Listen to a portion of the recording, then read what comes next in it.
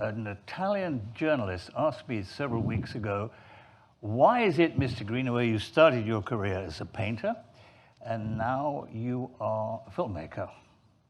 And I very quickly said I was always disappointed that paintings didn't have soundtracks.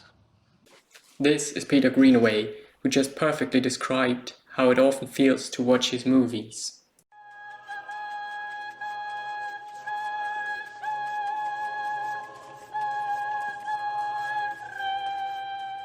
With this artistic style, he proudly claims an outsider position in the industry. By some scholars, he is not even referred to as a filmmaker, but rather as an artist. In fact, he despises modern cinema for basing movies on narrative scripts, which he calls visualizing text. In his opinion, narrative is the core of literature, not of cinema. Instead, his movies are based on visual elements, especially the artistic depiction of scenes. His style is characterized by unique color choices, the usage of symbolism, as well as the camera movement and editing. Instead of fast camera movement or cuts, he guides the viewer purposefully through the scene by using lateral tracking shots or even linear perspective reminiscent of a Renaissance painting. By doing so, he mirrors the impression of viewing a panorama image or walking through an art gallery, which again highlights his fascination and inspiration from the visual arts. Oftentimes, he even puts artworks directly into the frame or creates whole movies around art forms, such as the Pillow Book about calligraphy.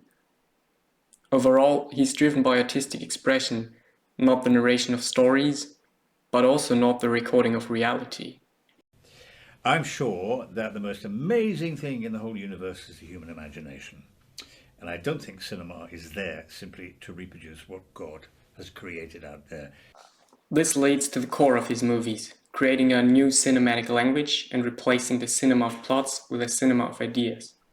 In doing so, he often crosses the boundaries of cinema and creates scenes that are uncomfortable or difficult for the viewer to comprehend.